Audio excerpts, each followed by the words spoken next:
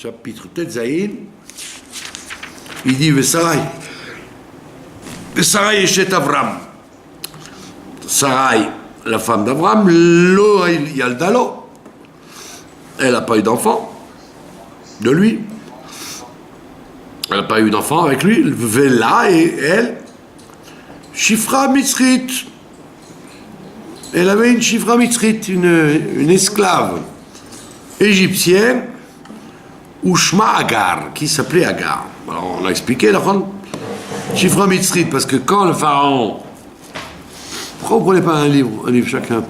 Quand le pharaon il a attrapé Sarah, quand il a relâché, il a eu honte de Sarah.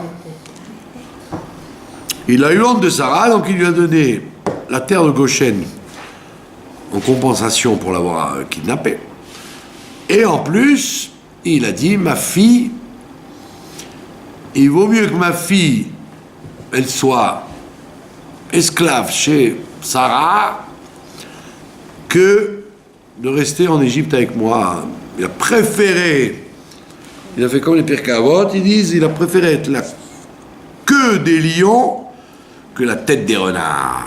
Donc il vaut mieux que ma fille soit une boniche dans la maison d'Abraham qu'une reine dans la maison de Pharaon. Donc c'était très important. Et c'était Agar. Et pourquoi elle s'appelle Agar? Parce qu'Agar, ça vient de c'est un jeu de mots. Agar, c'est un lachon de Agra. Agra, ça veut dire un salaire. Les gens qui ont la télé, ils payent Agra de télévision. Agra, ou des fois, quand vous recevez des impôts, une Agra. Quelque chose on va payer. Donc il a donné un salaire pour l'avoir vexé à Sarah. Donc il a donné une terre et sa fille. Donc c'était une femme très importante, Agar. C'est l'héritière à l'origine de la femme du prochain pharaon, quoi. Et au lieu de ça, elle est devenue Shifra, une esclave chez Sarai.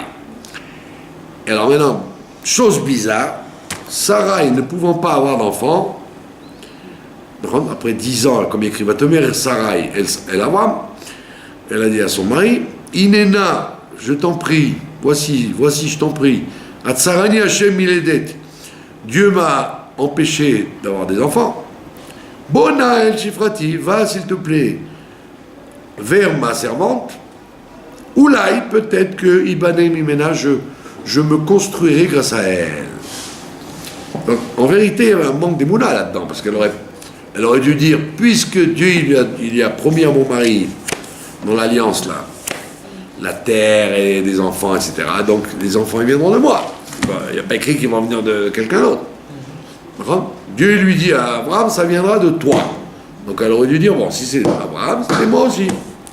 Et on voit que, bizarrement, elle lui colle sa servante.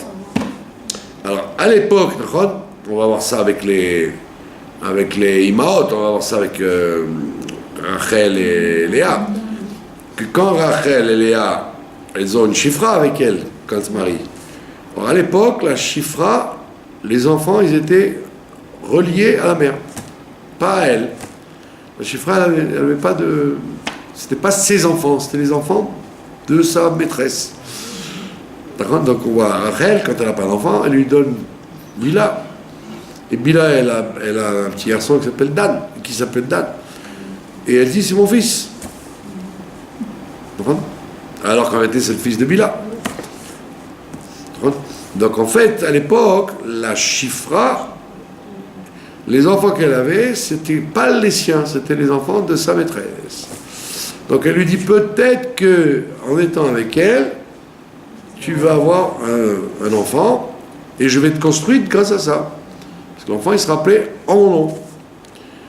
Ishma, Abraham, le Kol Sarai.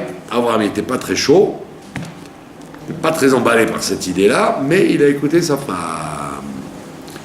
Le Kol Sarai, il a écouté la voix de Sarai parce qu'il a pensé que Sarai était une prophétesse Donc, c'est probablement, comme il dit Rachid d'ailleurs, le roi HaKodesh. Il a écouté le roi HaKodesh qu'elle avait. Alors c'est bizarre parce que c'est un roi HaKodesh qui va nous faire que des ennuis. Parce qu'il n'y avait pas eu Ishmaël. On n'aurait pas eu toute l'histoire avec l'islam aujourd'hui. Donc c'est bizarre de rendre ce roi HaKodesh de rentrer dans les problèmes. Elle aurait pu dire, écoute, Dieu nous a promis des enfants, on attend, tant pis. Donc on voit bien que quand on prend des options à droite ou à gauche, ça mène quelquefois à des problèmes plus grands que ceux qu'on a voulu résoudre. Et donc il a écouté sa femme, Vatikar Sarai, et donc Sarai a pris Échet Abraham en tant que elle était la femme d'Abraham, d'accord?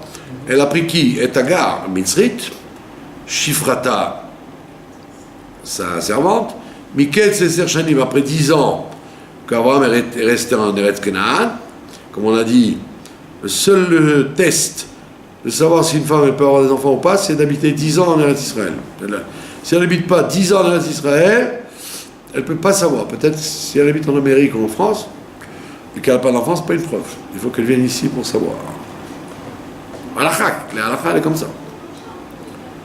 Quelqu'un, il n'a pas d'enfant en Chutz La'aretz, eh ben, il ne peut pas dire non, j'en aurai pas. Il faut essayer 10 ans ici pour être sûr que. Et là, j'en ai vu, moi, des cas et des cas et des cas de gens de femmes qui n'avaient pas d'enfants du tout en Chutz La'aretz et qui en ont eu quand elles sont venues ici après 20 ans. Après 20 ans. Donc c'est pas une histoire exceptionnelle à Sarai, c'est ramené dans la halakha. Alors pourquoi les rabbinim n'ont pas fait plus de pub pour ça quand les femmes en Chutz La'aretz n'ont pas d'enfants? Grande question. Ils auraient dû pousser les femmes qui n'ont pas d'enfants à venir faire leur alia parce qu'elles en ont. Bon, toujours est-il que Sarah a donc attendu 10 ans, après 10 ans elle n'a pas, elle dit alors on va essayer avec Agar. Et alors elle a donné, elle a donné à Abraham Isha, son mari, Isha, vous voyez qu'il y a un point dans le He, ça veut dire Isha, Ish Shela, son mari, son homme à elle. L'eau pour lui, les Isha en tant que femme. Ça veut dire que elle lui a pas donné comme chifra, comme concubine. Elle lui a donné comme une femme réelle. Donc elle a élevé au niveau de femme réelle. Femme réelle, ça veut dire ketouba, maison à elle, ketouba, etc. Et qu'on ne peut pas la divorcer, on ne peut pas la jeter de la maison. Si elle part, il faut un guet. Donc c'est une vraie femme, quoi. D'accord ? Alors, c'est-à-dire qu'elle lui a donné un statut comme elle. Un problème. Vayavo El Agar, il a été avec Agar, donc il s'est marié avec elle, Mamash, Vatahar, et tout de suite elle est tombée enceinte. Tout de suite. Et alors, qu'est-ce qui s'est passé? La Gemara, elle dit, une femme ne peut jamais tomber enceinte au premier rapport. Elle est obligée plusieurs fois. Sauf si c'est une femme qui n'a pas une vie très cachère. Là, elle peut tomber enceinte si elle se marie la première fois. Parce qu'elle a eu déjà un passé, quoi. Mais une femme qui est propre, elle ne peut pas avoir d'enfant tout de suite. Et elle voit, Agar, ben voilà. Et ben voilà, moi, tout de suite, je tombe enceinte. Qu'est-ce qui se passe? Vatere ki arata, elle a vu qu'elle est tombée enceinte. Alors voilà, c'est à ce moment-là que ça va le tourner. Vatekal vegevirta benea. Sa maîtresse, elle est devenue légère à ses yeux. Avant, elle l'a respectée, etc. Sarai, c'était comme une rabbetsen. Elle recevait toutes les femmes du monde et leur donnait des conseils. Et quand elles n'avaient pas d'enfants, elles disaient voilà, il faut prier, il faut faire comme ça, pour la Parnassa. Elle recevait des gens comme Abraham, elle recevait des princes et des rois. Elle aussi recevait des femmes du monde entier. Et elle aurait dit elle donne des conseils aux gens, mais elle n'est pas de tzadékette du tout, celle-là. Voilà. Ça fait 90 ans qu'elle est mariée. Non, combien d'années? Oui, presque 90 ans qu'elle est mariée. Elle n'a pas d'enfant, alors qu'elle se prend pour une grande dame. Moi, tout de suite, je me suis marié, tout de suite, des enfants. Donc moi, je suis une tzadékette et pas elle. Donc elle a commencé à lui parler mal. Vous avez compris? Elle croyait qu'elle allait dire, tu vois, Kol hakavod, maintenant je suis enceinte, comme ça tu peux être maman. Pas du tout, elle a coupé la relation avec Sarah. D'accord? Méchamment, ça veut dire, t'es calme. Elle a parlé très mal sur elle à tous les gens, comme Rachid le ramène d'ailleurs, il dit, elle a l'air d'une tzadékette extérieurement, mais en vérité, moi je suis plus tzadékette qu'elle. D'accord?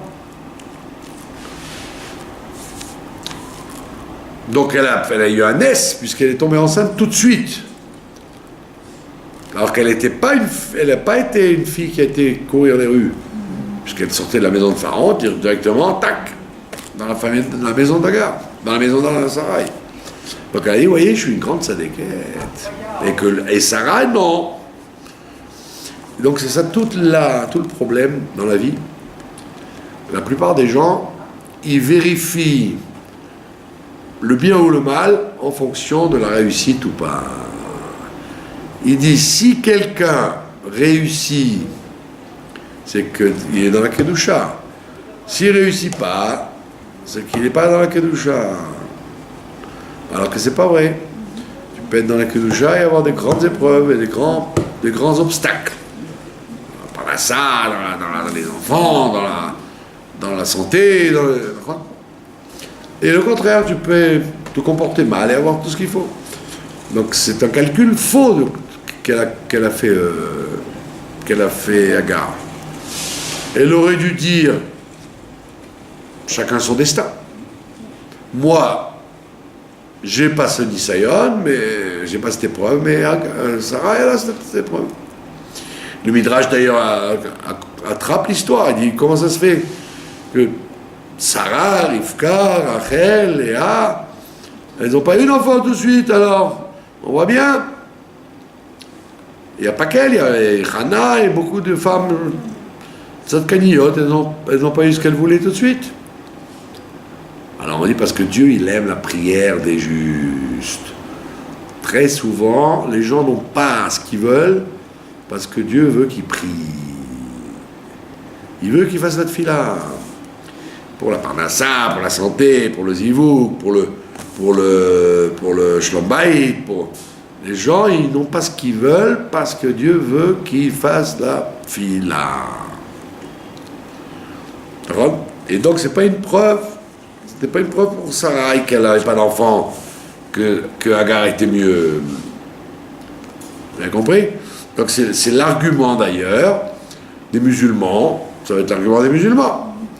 Les musulmans, à travers les siècles, ils vont faire comme les chrétiens, ils vont dire, puisque vous, le Ham Israël, vous êtes poursuivis, vous avez été chassés de votre terre, vous n'avez plus de Beth Amikdash, plus de bracha, et qu'on vous casse les pieds, c'est la preuve que nous, on est le peuple élu, maintenant, pas vous. Donc on voit bien que cet argument de Agar, c'est un argument qu'on va retrouver tout le temps. Et donc il ne faut pas tomber là-dedans. Il ne faut pas tomber là-dedans quand tu vois quelqu'un qui a du mazal, ne dis pas il est plus tzaddik qu'un autre qui n'a pas de mazal. Ras v'shalom. Des fois il y a des gens qui ont des nisyonotes, et donc c'est pas parce qu'ils sont méchants, c'est parce que Dieu veut qu'ils pleurent et qu'ils prient, et parce qu'ils doivent peut-être faire un tikkun, rendre des fautes qu'il y a eu avant, et donc c'est pas une preuve. Donc voilà, donc l'erreur de Agar, c'est l'erreur que beaucoup de gens font quand ils observent la vie des gens. D'accord? Donc c'est pas parce que tu réussis pas que tu es un rachat. Tu peux ne pas réussir parce que c'est comme ça. Il y a des raisons qu'on n'arrive pas à comprendre. Dans tous les cas, c'est pas à toi de juger, c'est à la personne de se juger. Alors, qu'est-ce qu'elle fait, Sarai, ça lui a pas plu. Qu'est-ce qui lui a pas plu? Pas que Agar soit enceinte. C'est que comment elle lui parle maintenant? Comment elle lui parle? Elle lui dit qui tu es, Bichlal? Moi, je suis vraiment la vraie femme d'Abraham, pas toi. Alors, qu'est-ce qu'il va tomber Sarai à Abraham? Elle lui a dit à son mari, Chamasi alecha. Toute ma honte, elle vient sur toi. Ça veut dire, Chamasi alecha, la honte qu'on me fait à moi, c'est à toi que va tomber la punition. Pourquoi? Parce que Rachid dit une raison, il dit une raison, le Midrash en dit une autre. Rachid dit parce que quand tu as prié pour avoir des enfants, et tu as prié pour moi, mais tu n'as pas prié tu as prié pour toi, tu n'as pas prié pour nous deux. Donc comme toi tu as prié pour toi, donc toi tu as des enfants.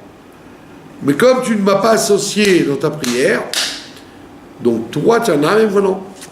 Tu aurais dû associer les tfilotes en disant nous, que nous ayons des enfants, et pas que j'ai des enfants. Puisque Dieu lui a promis des enfants. Alors il est bon, je priais pour avoir des enfants. Mais tu aurais dû me mettre dans l'histoire. Et tu ne m'as pas mis dans l'histoire. Donc Rachid dit, c'est pour ça que ma honte, elle vient à cause de toi. Rachid, ça c'est Rachid. Un autre Midrash, il dit, tu me laisses insulter par elle et tu ne réagis pas. Tu devrais lui dire, tu n'as pas le droit de parler comme ça à Sarai, ma femme. Or, tu ne dis rien. Alors maintenant, vous allez dire pourquoi il n'a rien dit. Il aurait dû taper sur la table. Il aurait dû dire à Agar, alors, comme ça que tu parles de Sarai, c'est ta maîtresse. Parce qu'il dit tout simplement, allez, quand tu as voulu que je me marie avec elle, moi je acceptais qu'elle soit mariée comme une chifra, comme une servante. Toi tu as dit non, moi je veux qu'elle soit mariée comme ta femme. Donc si elle est comme ma femme, elle est comme toi, donc débrouillez-vous entre vous. Qu'est-ce que je peux faire pour maintenant? Ça marche pas. Tu peux pas en même temps dire, elle est la servante. Si elle est la servante, alors je peux lui dire, tu parles différemment avec Sarah, ok? C'est pas ta collègue, c'est ta maîtresse. Mais c'est toi qui m'as dit, prends-la pour femme, la prends pas pour chifra, prends-la comme femme. Donc il faut savoir ce que tu veux. Si tu veux qu'elle soit ma femme, ben je peux pas dire à ma femme pourquoi tu parles mal à l'autre femme, qu'elle se débrouille l'une avec l'autre. Vous avez compris là le malentendu qu'il y avait entre Sarah et Abraham, c'est que lui il a dit moi je veux pas une vraie femme, c'est toi ma vraie femme, je veux une concubine, une chifra. Toi tu dis non, il faut qu'elle soit une vraie femme. Alors si elle est une vraie femme, alors je suis obligé de faire shlom bayit entre moi et toi et moi et elle. Comme on voit avec Jacob. Jacob, quand il va dire à Rachel, mais qu'est-ce que je me dispute avec Léa, parce qu'elle a un enfant, tu n'en as pas. On voit que cette histoire-là, elle est très souvent. C'est pour ça que le Rabbeinu Gershom, au Moyen-Âge, il avait interdit la bigamie, parce qu'il a dit les gens ne sont pas capables d'avoir plusieurs femmes. Tu peux avoir une femme et une servante, une pilégesh, comme on dit. Parce que le pilégesh, elle n'est pas comme une vraie femme. Elle n'a pas droit à la ktouba, elle n'a pas besoin de guette si elle s'en va, elle n'a pas... Quand on en a marre, on lui dit va-t'en.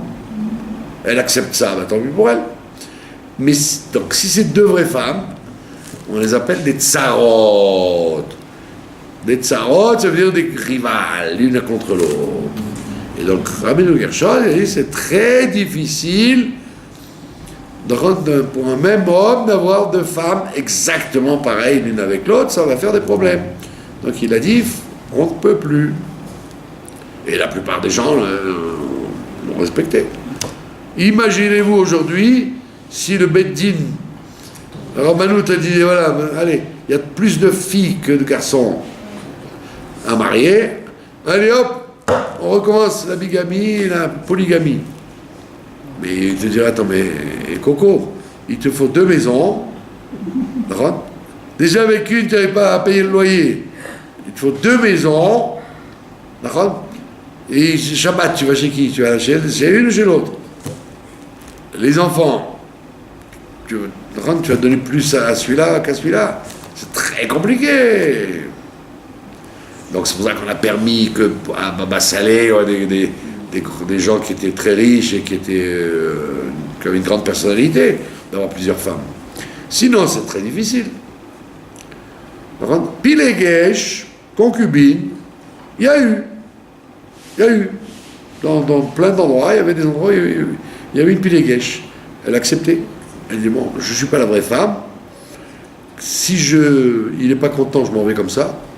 Pas de beddin, pas de guette, pas de ketouba, rien du tout. Mais il faut accepter. Une femme, elle n'a pas envie d'être Pilegesh. Elle dit, voilà, ou je suis comme l'autre, ou je suis rien du tout. Donc c'est une situation très délicate. La rivalité entre les femmes vis-à-vis d'un homme. Donc, Abraham, il est pris entre le marteau et l'enclume. Et donc elle lui dit, Ramassi Alecha. Et le Midrash, il s'empare de cette phrase en disant, pourquoi Sarai a vécu 48 ans de moins qu'Abraham? Quand elle est morte, elle avait 127 ans, il a vécu encore 48 ans, il a vécu 175 ans. Pourquoi il y a 48 ans de décalage? Il dit parce que justement, elle a parlé mal à son mari. Alors on dit voilà, tu as voulu parler mal de ton mari, et ben c'est lui qui va t'enterrer. En général, vous voyez dans le monde, les hommes partent avant les femmes. C'est classique. Les femmes, elles ont plus d'endurance. Donc théoriquement, il doit y avoir plus de veuves chez les gens âgés, quoi. Il y a des gens il y a plus de veuves que de veufs. C'est statistique. En général, les femmes, elles tenaient plus la route. Par contre, le mari partait et la femme, elle restait. Donc elle était restée à la maison toute seule, ou chez sa fille, ou chez les enfants. Elle tenait la route. Là, on dit, c'est pas normal. Elle est partie 48 ans avant lui.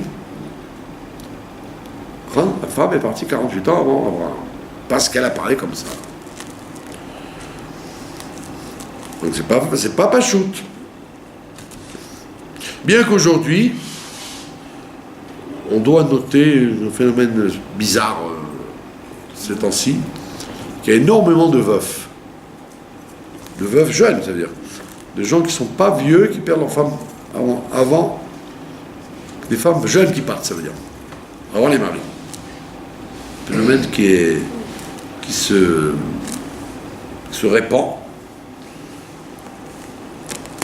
On rentre bizarrement. Il y a de plus en plus de maris qui sont veufs. Mais la logique des choses, c'est que la vieillesse faisait que les femmes tenaient plus la route que les hommes. D'ailleurs, au niveau, au niveau technique, un homme seul dans une maison, il se débrouille très mal, quoi. Faire laver le linge, cuisiner, faire propre la maison, faire les courses. Alors qu'une femme seule, elle arrive mieux. Non seulement elle arrive mieux, mais elle est capable de recevoir les enfants, les petits-enfants. Alors qu'un homme tout seul, ben, il est obligé de se faire inviter, il n'est pas capable de se faire chauffer une soupe, laver une chaussette.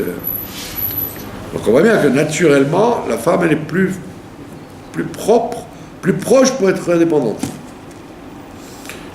Donc quand elle est vieille, elle peut durer jusqu'à 100 ans en bonne santé. Bon, dans ce cas, alors qu'ici, c'était le contraire. D'accord? Il est écrit dans le Midrash que c'est lui qui va venir enterrer sa femme. C'est très embêtant, 48 ans avant. Et qu'est-ce qu'elle lui dit, Sarai? Elle lui dit, Chamassi alecha, donc ma honte, elle est sur toi. Anochi natati shifrati berekecha.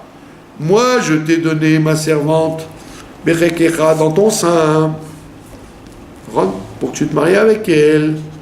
Vatereki arata.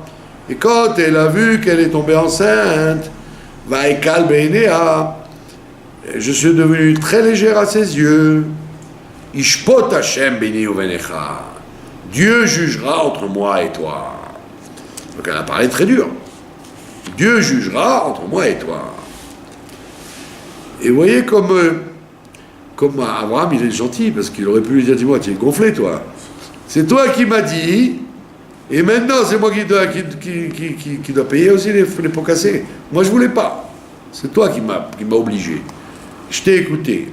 Donc on voit que, contrairement à ce que les gauchistes croient, dans tout le Tanakh, vous voyez que c'est les femmes qui font la pluie et le beau temps. Depuis Chava jusqu'à aujourd'hui, c'est les femmes qui font la pluie et le beau temps. C'est pas les hommes. Et Abraham qui gagne des guerres contre 4 rois, 5 rois, il gagne, il tue des milliers de soldats, avec sa femme, il dit pas une fois, tu n'es pas gentil, comment tu me parles? Elle l'insulte. Elle lui dit, je t'ai donné ma femme, et je t'ai donné ma servante, et voilà que ça, Dieu va juger entre nous. Attends, mais comment Dieu va juger entre nous? Il n'y a pas à juger entre nous, c'est de ta faute. Tu es capable de me dire de me marier avec elle. C'est pas de ma faute si elle est tombée enceinte. Alors, qu'est-ce qu'il lui dit? Il lui parle halachiquement. Il lui dit halachiquement, n'oublie pas une chose, que quand Pharaon il a donné comme un cadeau à toi. Donc elle n'est pas à moi, elle est à toi. Comme ça il lui dit. En fait, elle est à toi. C'était comme les Havdil, à l'époque, ils avaient des chameaux, des animaux, des maisons, des terrains, de l'argent, et des esclaves. Donc quand Pharaon, il t'a dédommagé, il t'a donné la terre de Goshen et elle. Donc elle n'est pas à moi, elle est à toi avant d'être à moi. Toi, tu as voulu que je me la prenne comme femme, mais en vérité, elle est ta chifra à toi. Donc je n'ai pas le droit de lui faire quoi que ce soit. Je ne peux rien lui faire, parce qu'elle est ta chifra. C'est ta shtichut à toi de me l'avoir envoyé. Tu m'as envoyé comme shaliach. Mais moi, je te laisse, je te renvoie la balle à toi. C'est pour ça qu'il lui dit, Vayomer Avram el Sarai, Ine shifratech beyadech, voici ton esclave dans tes mains, Asila atov benaïr, fais-lui comme bon te semble. Comme tu veux, tu lui fais. Moi, je ne me mêle pas. Puisque tu m'as dit, tu me reproches de l'avoir considérée comme ma femme alors que c'est toi qui m'as demandé, alors maintenant, débrouille-toi, c'est ta chifra, c'est pas ma femme. Sinon, si c'était ma femme, j'aurais pu la divorcer sans te demander ton avis. Comme c'est toi qui mènes le jeu, alors voilà, débrouille-toi avec elle maintenant. Et à nouveau, c'est ta chifra. Donc on voit que Sarah, elle a un jeu un peu double. Quand ça l'arrange, elle lui dit, prends-la pour femme. Quand ça l'arrange pas, elle lui dit, parle-lui, fais-lui des reproches. Alors il dit, écoute, moi je me mêle plus, c'est ta servante, débrouille-toi avec elle. Il est clair. Donc il lui dit, c'est chiffre à terre, ton esclave, Beyader dans tes mains, fais-lui comme tu veux. Vatéanéa Sarai, et Sarai, elle l'a fait souffrir. Elle l'a fait souffrir. Elle l'a martyrisée en longueur de journée. C'est-à-dire, au lieu de la respecter comme une grande servante, elle l'a traitée comme une bonne. Elle l'a réveillée dans la nuit, elle lui disait, va chercher de l'eau, va faire ci, va faire ça. D'accord ? Et les femmes entre elles, ça rigole pas, hein. D'accord ?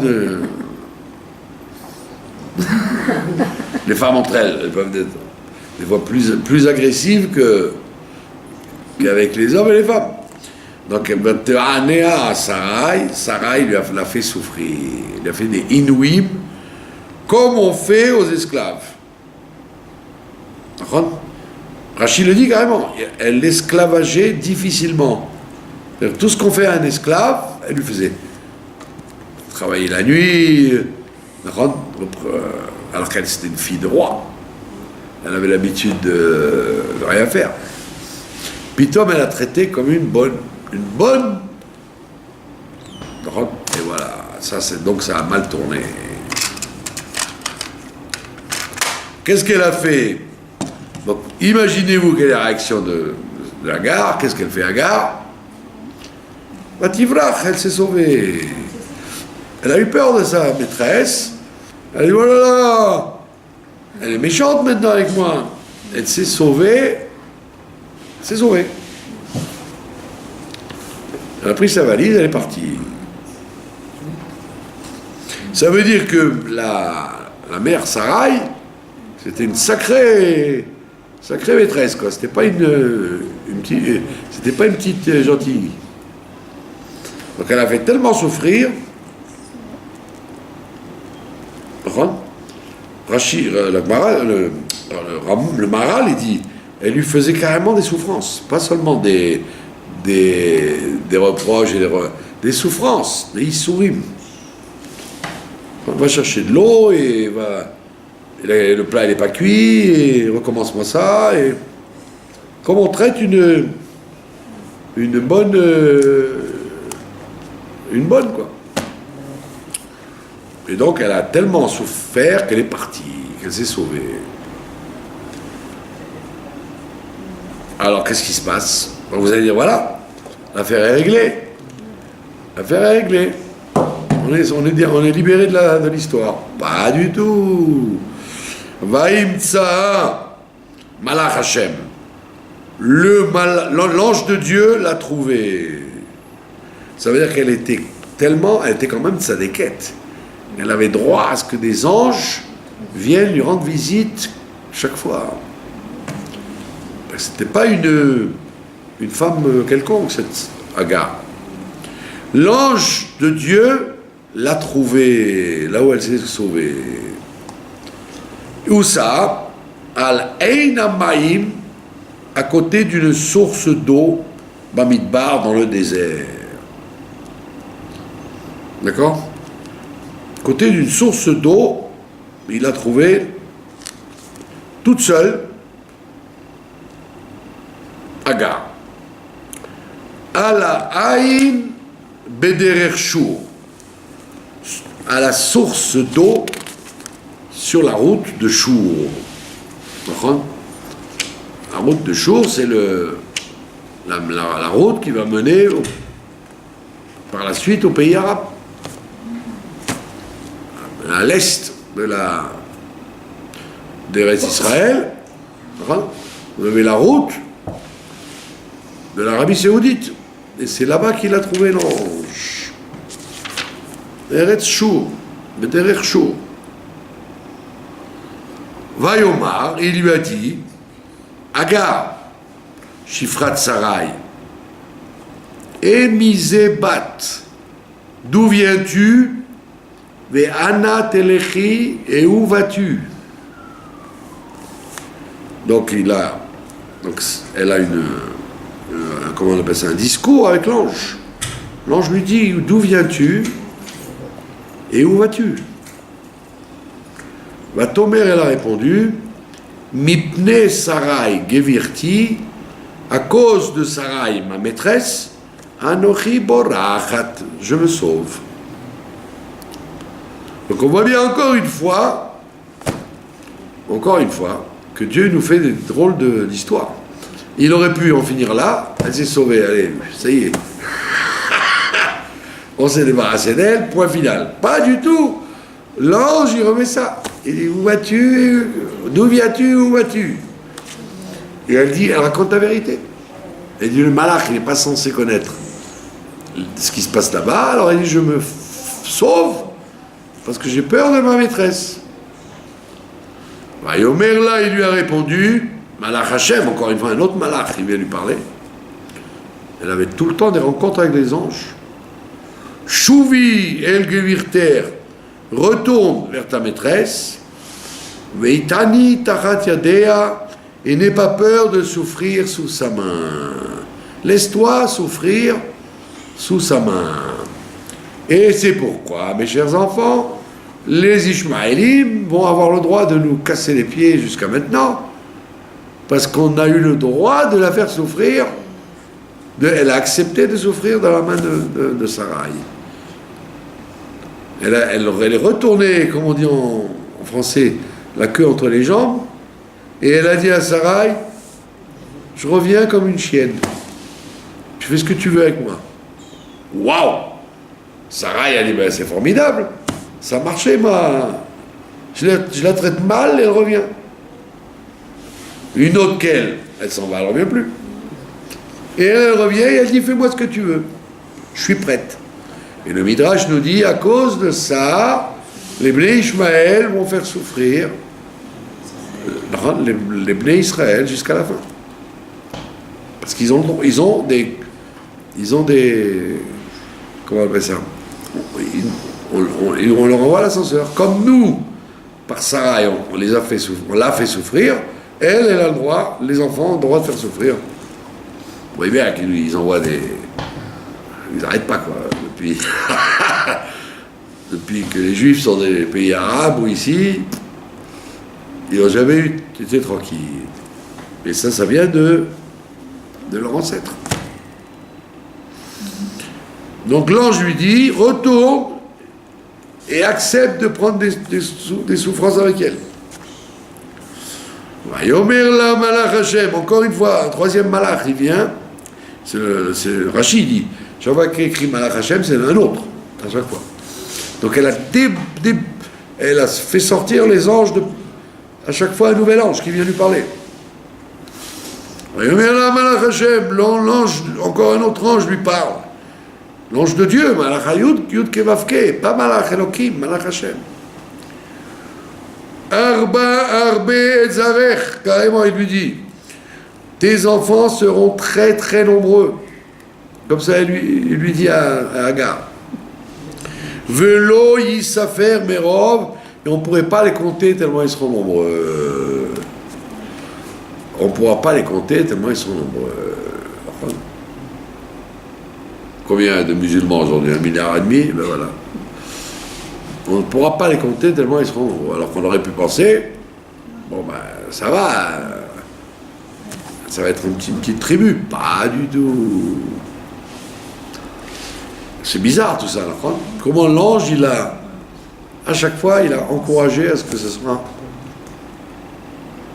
À tel point qu'on explique que les 70 nations, il y a 70 nations, il y a 35 d'Ishmaël et 35 d'Esav. Moitié-moitié. 35 descendants d'Esav et 35 descendants d'Ishmaël. Vous vous rendez compte?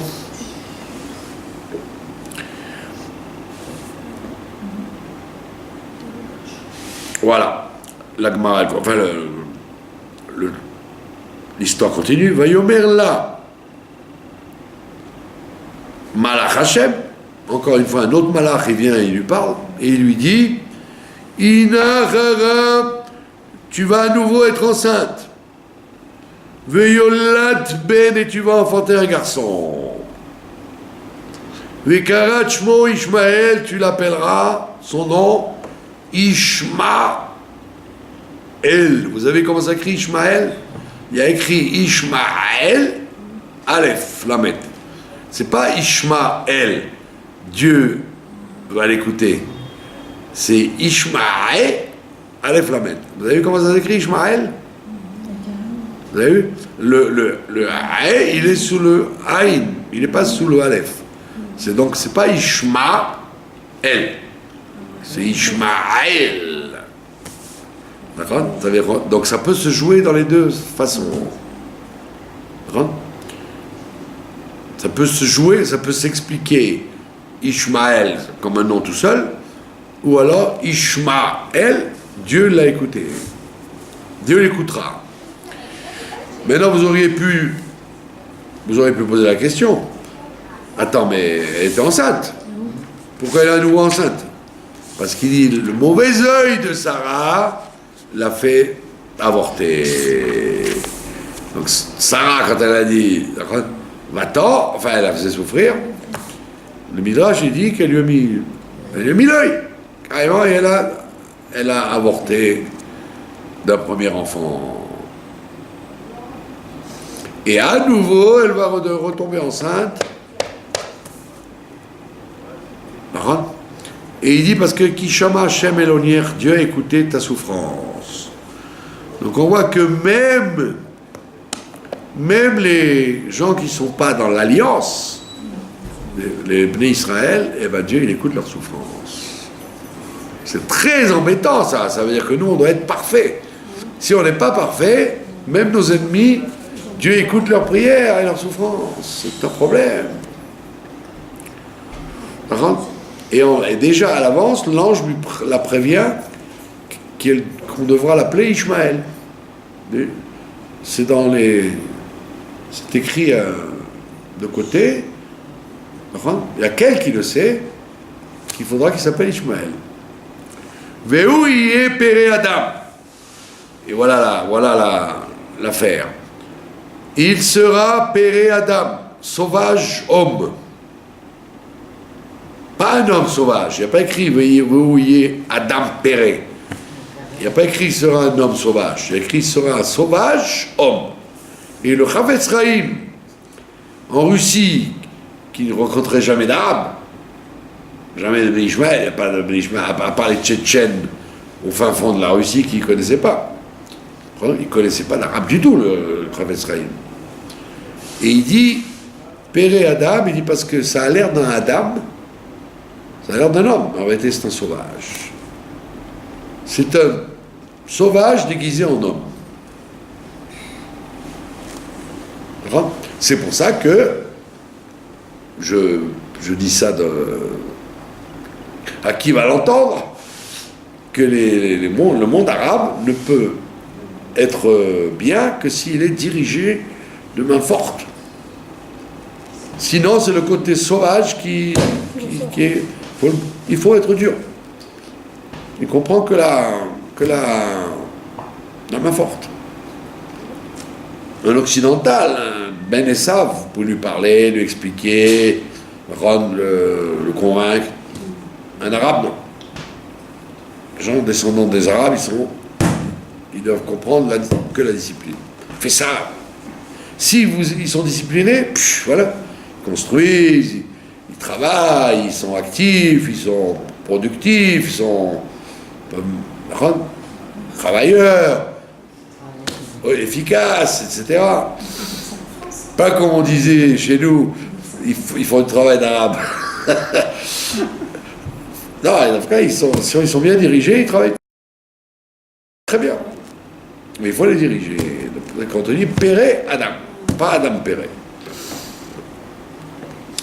Yado Bakol, sa main sera partout, ça y touchera tout. Veyad Kolbo, et la main de chacun sera sur lui. Ça veut dire que chacun voudra lui casser la tête. Comme il aura sa main partout, il voudra toujours casser, détruire, etc. Il y a le colbo et la main de chacun sera sur lui. Chacun va essayer de lui donner des coups. Profondément, les Occidentaux, ils font semblant d'aimer les Arabes et d'être avec eux, etc. C'est parce qu'ils leur vendent des voitures et des parfums et des... Mais en vérité, ils ne peuvent pas les voir. Ils ne les aiment pas, mais seulement, ils se plient à eux parce qu'ils sont devenus de plus en plus forts. Mais naturellement, les Occidentaux, ou les Chinois, ou les Indiens, ou les Noirs, dans tous les endroits du monde, les Arabes, ils étaient toujours poursuivis, quoi. Il y a Kolbo, la main de chacun sera sur lui. Vial pene kolechav ishkon.